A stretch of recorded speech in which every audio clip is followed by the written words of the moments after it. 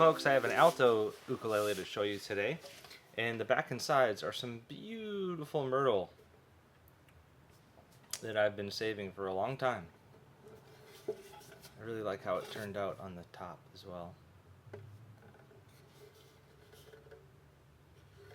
I think this Myrtle is left over from a piece that Gordon and Char gave me when they sold my Moe. Had it that long.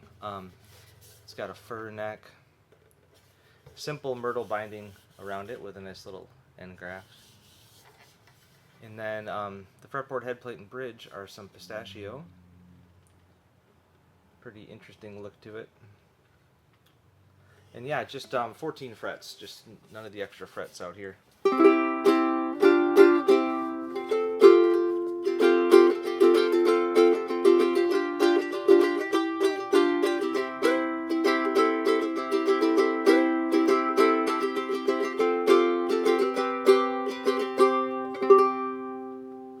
It's got a really clear and bright singing quality that I really like.